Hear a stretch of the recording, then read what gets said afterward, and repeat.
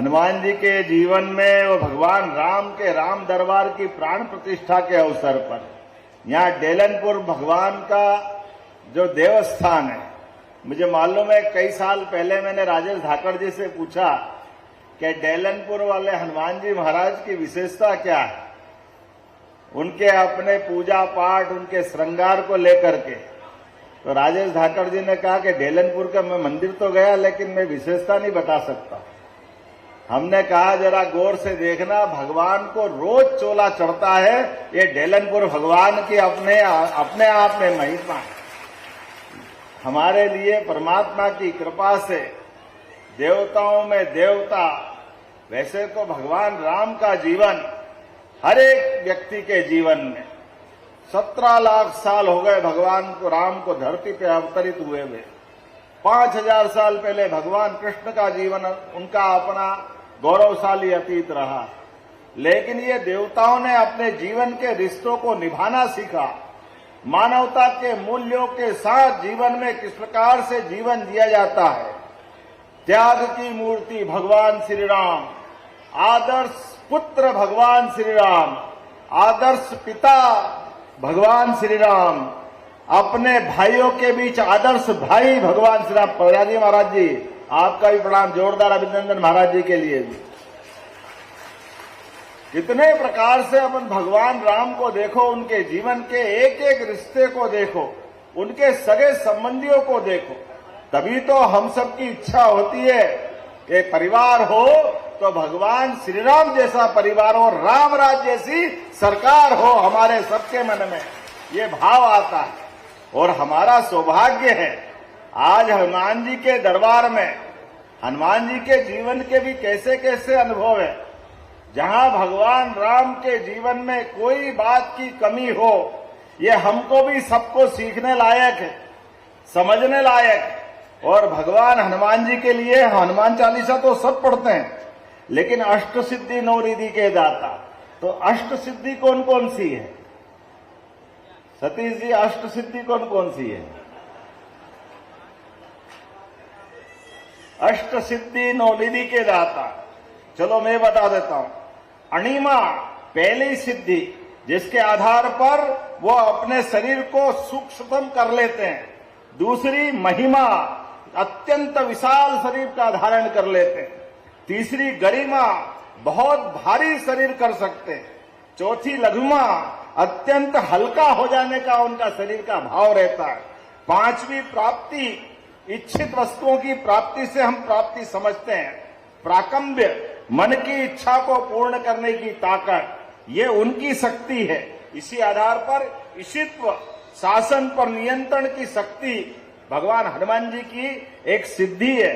हमारे बीच वंशित्व, दूसरों को प्रभाव में करने की ताकत, ये उनकी अष्ट सिद्धि है। और ऐसी 9 निधि, जो निधियों को अगर लोग समझते हैं तो महापद्म, पद्म, शंख, मकर, कच्छप, मुकुंद, कुंद, नील और आखिरी में खर्च। लेकिन इनको समझने के लिए आज के दौर से अगर देखें तो हमको ध्यान में आएगा अपने जीवन में सभी प्रकार की विनम्रता को धारण करते हुए सुख समृद्धि और शांति के लिए जीवन के पराक्रम पुरुषार्थ के बलबूते पर अपने जीवन के उत्कर्ष के लिए जो व्यक्ति जीवन जीता है, उस जीवन जीने में जो आत्म संयम रखता है, अपने जीवन के लक्ष्य से जीवन के वर्तमान के दायित्वों के साथ साथ परमात्मा से संबंध जोड़ता है, असली में निधि तो वही है। अन्यथा मृत्यु लोक तो पूरा दुख का संसार है, यहाँ आकर के कौन सुखी हो सकता है। लेकिन मृत्यु लोक में आकर के जीवन जीने का मौका भी मिले तो हनुमान जी जैसी युक्ति बुद्धि वाला आदमी भी चाहिए। भगवान राम भी मिल गए तो भगवान राम को सीधे सीधे हनुमान जी ने एक तरह से उनकी भी परीक्षा ले ली। हनुमान जी ने पूछ भारी करके भगवान राम को भी एहसास कराया कि आपका भक्त भी पक्के वाला है, लेकिन भगवान आप भी कृपा करो तो ढंग से ही करो। और भगवान हनुमान जी के जीवन के तो इतने सारे रहस्य हैं, एक एक रहस्य की बात अगर देखो तो सच में उनके जीवन का प्रत्येक क्षण अपने भगवान श्री राम के लिए, भगवान राम को उस कठिन काल में जब वो माता सीता को ढूंढने के लिए निकले, ऐसे में उनकी मदद के लिए सुग्रीव से मिलाने का काम अगर किसी ने किया, हनुमान जी ने किया। भगवान राम को अपनी सेना सहित समुद्र के किनारे बैठे और माता सीता का पता बताने के लिए, लंका पार करने का, अगर ये कोई मामूली बात नहीं, बोलने के लिए तो मैं बहुत देर तक बोल सकता हूं, लेकिन राम रावण के युद्ध में भी अपनी इस स्थिति को, ये हम सबके लिए सीखने लायक, भगवान राम के पराक्रम को दुनिया के सामने लाने के लिए हनुमान जी अपने आप को पीछे रखते हुए उस भीषण युद्ध में भी जहां जहां भगवान राम को आवश्यकता पड़ी, चाहे वेदराज सुसेन को लाने का मसला हो, जहां लक्ष्मण घायल होकर के बेहोश हो जाते हैं, उनके जीवन बचाने का मसला हो तो औषधि लाने के लिए पहाड़ उठा लाते हैं, जहां जहां जरूरत पड़े। और जब भगवान राम ने रावण को मारने के बाद, विजय प्राप्त करने के बाद, भगवान को अति शीघ्र अयोध्या पहुंचना था, और ऐसे अयोध्या पहुंचने में वो विमान, आज भी विमान टेक्नोलॉजी के लिए आधुनिक दृष्टि से नई आज टेक्नोलॉजी ऐसी बनी नहीं है कि जो विमान विश्वकर्मा ने भगवान ने बनाया था, उस विमान की विशेषता थी जितने यात्री बिठाओ उतना वो बड़ा हो जाता था, और जितने यात्री के अंदर आ जाए उनको सबको समा लेता था। लेकिन विश्वकर्मा जी ने अपनी बुद्धि से बनाते बनाते एक चीज और जोड़ दी थी। उनने कहा जितने भी बैठेंगे लेकिन एक सीट फिर भी खाली रह जाएगी। अब ये उनने अपने अहंकार को भी पाल लिया। ऐसे में हनुमान जी तो जहां अहंकार उसका अपने आप में, अगर अगला कोई शिकार करने का मौका मिले तो विनम्रता से हनुमान जी ऐसे सारे मसलों का समाधान निकालते हैं।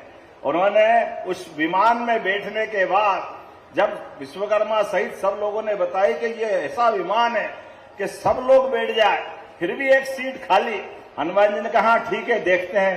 देखने के बाद बैठे, बैठने के बाद विमान उड़ने लगा, तो उन्होंने कहा ये विमान का तो प्लानिंग फेल हो गया। बोले क्यों? बोले जितने लोग बैठ जाएं फिर भी एक सीट खाली रहेगी। हनुमान जी बुद्धि से अपने आप को खड़ा करके गिनती बराबर कर रहे हैं कि भाई मैं इस विमान में बैठूं कैसे, यहाँ प्रभु राम बैठे। समझ में आने वाली बात तो ये है, तो राम जी के साथ तो मैं बैठ ही नहीं सकता हूं। और इलाज कर दिया विश्वकर्मा भगवान का कि जितने हैं उतने ही तो ले जा रहे हैं, कहा एक सीट खाली है, कोई खाली रहने वाली है क्या?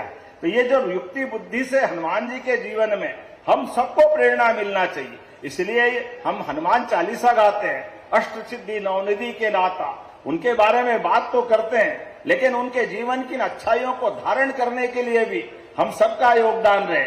ऐसे में डेलनपुर नामक ये स्थान पर इतना भव्य दिव्य निर्माण कार्य हुआ। जोरदार अभिनंदन करें ताली बजा करके इस धाम के लोकार्पण के लिए, और यशस्वी प्रधानमंत्री के लिए और जोरदार ताली बजाएं नरेंद्र मोदी जी के लिए। पूरे देश के अंदर दुनिया देख रही है हमारे भगवान श्री राम का धाम, वो सब लोगों को उत्तर दे रहा है जिनने भगवान के जन्म स्थान पे अड़ंगे लगाए, कोर्ट कचहरी करने गए, लगातार अटकाते लटकाते भटकाते रहे, लेकिन न्यायालय से निर्णय कराकर माता सरयू के किनारे भगवान श्री राम का धाम क्या आनंद के साथ बना। 500 साल पुराना संघर्ष सफल हुआ, अयोध्या धाम। बोलो जय जय श्री राम।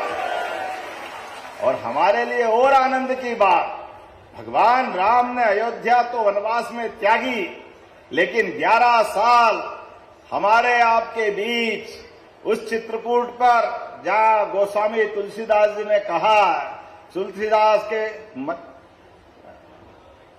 चित्रकूट के घाट पर भई संतन की भीड़, तुलसीदास चंदन घिसे तिलक देत रघुवीर।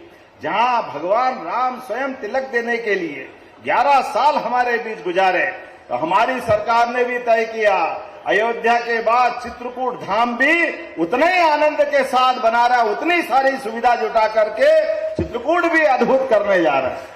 2000 करोड़ से ज्यादा के काम चित्रकूट धाम पे चल रहे हैं। जहां जहां भगवान राम के चरण धरे, ऐसे प्रत्येक स्थान को तीर्थ बनाने जा रहे हैं। केवल भगवान राम के नहीं, भगवान गोपाल कृष्ण के जीवन में भी हमारे बीच भगवान कृष्ण कंस को मारने के बाद सांदीपनी आश्रम में आकर के उनने अपने जीवन में विद्यालय में शिक्षा ग्रहण करी। और शिक्षा भी कैसी शिक्षा, हम सब जानते हैं, 64 कला, 14 विद्या, 18 पुराण, चारों वेद, सबके बीच भगवान का अपना जीवित उस समय का साकार रूप, दुनिया का इतिहास है। अपने शिष्य को उनके सामने जीते जी अपने उनके शिष्य के गुरु सांदीपनी महाराज श्री कृष्ण वंदे जगत गुरु, ये उपाधि उस समय मिलती है। बोलो गोपाल कृष्ण भगवान की।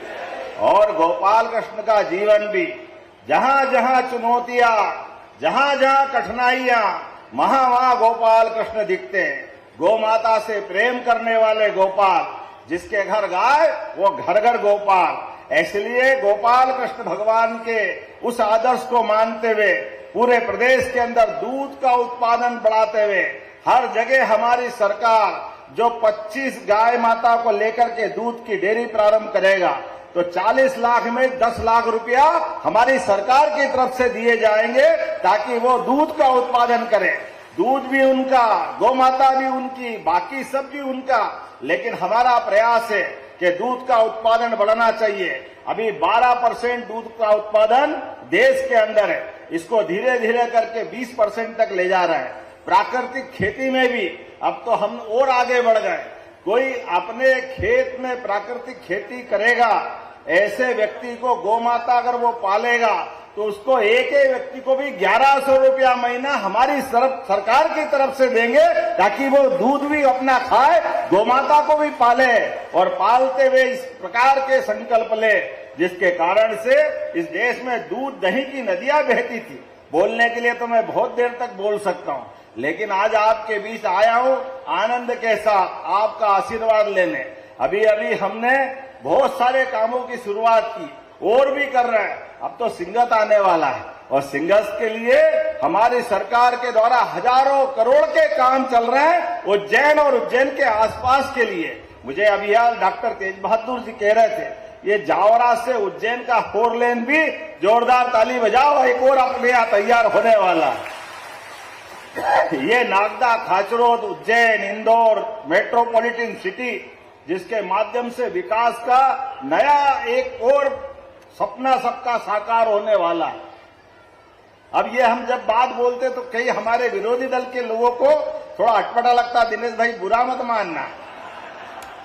अब हम करें क्या, आपने तो करा नहीं और हम कर करके आपको लगता है कि आपकी छाती पे सांप लौटता है, तो मैं क्या करूं। मैं तो ये काम करने के लिए ही आया हूं। जोरदार अभिनंदन करें अपने सिमस की तैयारी के लिए। हम सबका दायित्व है धूमधाम से।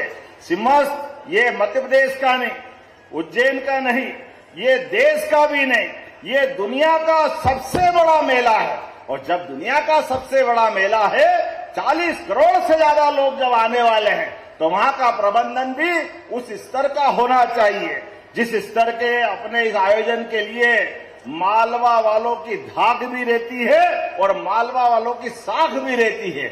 मालवा वाले अपने अतिथि संस्कार के लिए जाने जाते हैं, अतिथि सत्कार के लिए जाने जाते हैं। ऐसे में भगवान करेगा धीरे धीरे करके और तेज गति से मध्य प्रदेश बढ़ता जाएगा। आज आपके बीच जब मैं यहाँ लोकार्पण करने आया तो मुझे बताया सेट तो बन गया लेकिन फर्श कच्चा है, तो ये फर्श बनाने की भी मैं घोषणा करता हूँ, यहाँ का फर्श भी बनेगा। आपने कहा बाउंड्री वाल की आवश्यकता है, तो यहाँ बाउंड्री वाल बनाने की भी घोषणा करता हूँ। ताली बजाओ तो अच्छे से ही बजाओ, अपने को क्या दिक्कत है। ऐसे में आने वाले समय में पीने के पानी की टंकी भी बना करके इस पूरे क्षेत्र के लिए भी और यहाँ के लिए भी पेयजल का प्रबंधन भी हम करेंगे। अब जब भगवान राम का दरबार बैठा है, तो राम राज्य आता तो राम राज्य को भूखे प्यासे थोड़ी मरते हैं। खूब आनंद के साथ सब आनंद आना चाहिए। तो आने वाले समय में रक्षाबंधन भी आने वाला है, लाडली बहनाएं बैठी है। कौन कौन को लाडली बहनाओं को पैसा मिलता, हाथ खड़े करवाओ। देखो आप जोरदार ताली बजाओ, आपको प्रणाम करता हूँ। ये हमारी बहनों के प्रति प्रतिबद्धता है और केवल लाडली बहना नहीं, किसान भाइयों के लिए भी किसान सम्मान निधि किस किस को मिलती, हाथ खड़े करो आपके बीच में से भी, आपके लिए भी ये साल तो हमने किसान कल्याण वर्ष के रूप में मनाया है। इस किसान कल्याण वर्ष के आधार पर एक क्षेत्र में विकास के लिए कोई कोर कसर बाकी नहीं रहेगी। लेकिन आज तो हनुमान जी के दरबार में भगवान राम पधारे, ऐसा लग रहा होली दिवाली सब हो जाएगी आनंद के साथ। तो प्रेम से बोलो जय जय श्री राम, जय जय श्री राम। बोला डेलनपुर वाले हनुमान जी महाराज की, सभी साधु संतों की, सभी भक्तों की, महाकाल महाराज की बहुत बहुत धन्यवाद। भारत माता की जय।